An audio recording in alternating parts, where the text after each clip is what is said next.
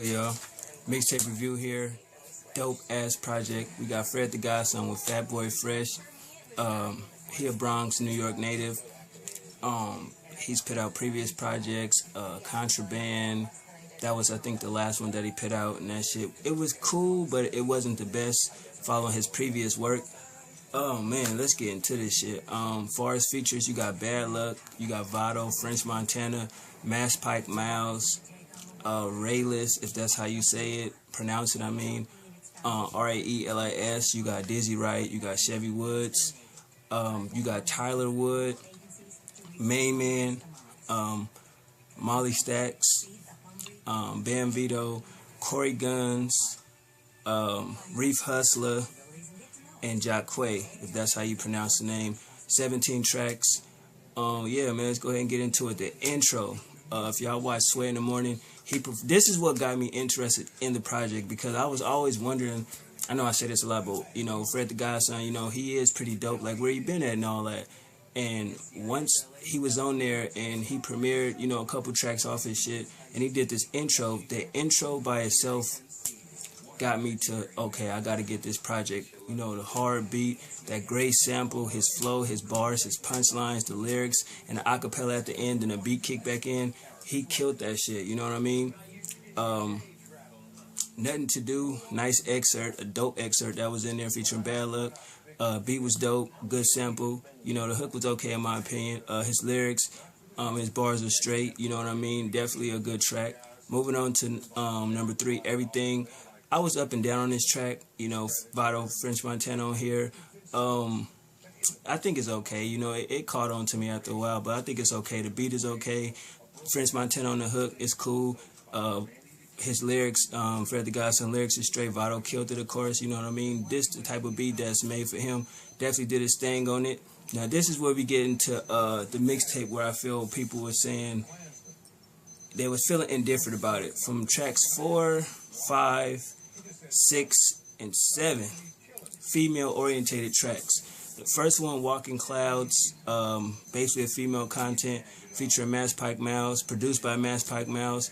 Definitely, as he say, call him Freddie Pendergrass. Smooth beat, the content, the lyrics, the hook, his flow and their delivery was straight, you know what I mean?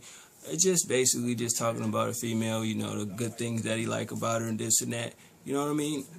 Just compliment a woman's beauty and all that, and the type of things she can do for her. So, you know what I mean? So I look at that track as when you see a nice female and you like hollering at her and everything like that. So that shit was straight. Following the next track, She Called Me God 2, another female content track, you know what I mean? Dope beat. Love that sample in there, you know what I mean? Just sitting there talking about a female to where even though she got a dude, you know what I mean? And a nigga's sitting there saying like, yo, he ain't nothing, blah, blah, blah. Like, yeah, yo, she still call me God too. Lyrics, the content, his flow, hook, and bars was on point, you know what I mean? But I was still worried, like, all right, you gonna put 2 kind of female-oriented tracks back to back, and then it get into number 6, which is one of the better tracks I like. I look at this as a relationship track. I Ain't Perfect featuring Raylis. Kind of got a dark beat, a flow. His flow is on point. The content is superb. Very relatable in a sense. His lyrics and the hook was great. You know what I'm saying? It's just basically about a person that's in the industry or looking, you know what I mean, to get into the industry, and started from one point, and the female was just like, she don't want him to, basically pursue his goals. You know what I mean? So at the end of the day, it's definitely, if you listen to the hook summarizes the song pretty much. Then going to number 7, yet another female track. I like that track though. 3:15, cool beat, very mellow / you know what I mean?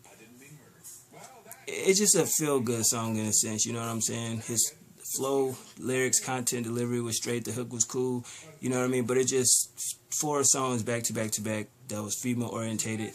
Anyway, moving on to Floetry. Featuring Dizzy Wright and Chevy Woods. Smooth beat, lyrics, all of their lyrics was dope. I think Dizzy Wright was better on the song.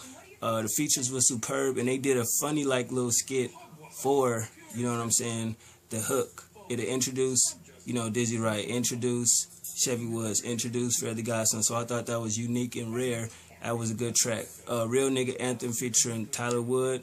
Smooth ass hook though, you know what I mean? Real smooth ass hook, jazzy type beat. He killed it with the flow, his lyrics and bars.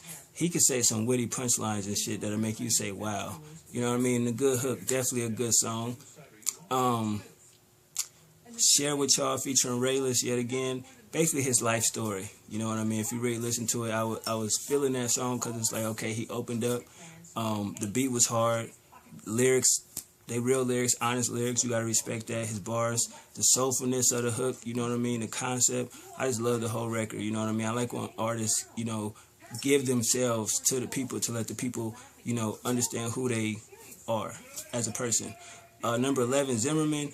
I think the name of the song was just bad, you know what I mean? Basically, you know what I mean? So, yeah, it's still a cool track featuring Main Man.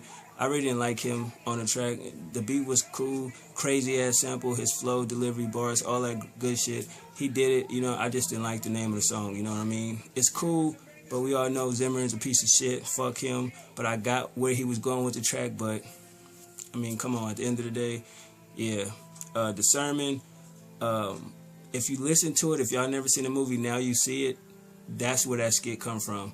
See, that's how you know I listen to the mixtape. A lot of people review shit, but y'all don't really listen to it all the way through. Anyway, no shade though. Dope beat, soulful sample. I love his flow, delivery, hooks, punchlines, bars, all that dope ass song. First and 15, I thought it was alright. You know what I mean? I'm gonna leave it at that. Everything on it was cool, sample, beat, the hook, lyrics, and bars and shit. I just thought it was okay.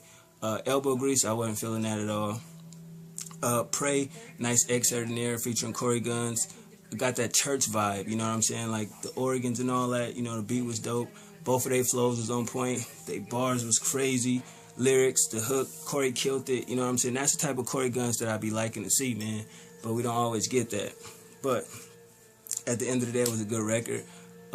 Prisoner's Poetry, wow. Featuring Reef Hustle. Reef killed it, man. The concept alone was just dope. The beat was dope. The sample, the excerpt in there was great. You know, both their flows was cool, but I don't know who Reef Hustle is, but he definitely killed that shit. And at the end of the day, What They Died For featuring Jacquay, you know, I look at it as a, it's just a great record. I'm going to leave it at that. Everything about it is great. You know, you got the Tupac excerpt and the Biggie excerpt. You know, just basically saying what they died for. This is what they died for, rap, you know what I mean, to be a part of it, the culture and everything. So I definitely feel like, you know, it was a dope ending to a mixtape. Give it an 8.5 out of 10. I like 14 out of 17 tracks. Production, 8.5 out of 10. Sorry that it's so dark and so gloomy. Y'all can't really see me. You dig what I'm saying? But all right, holla. One.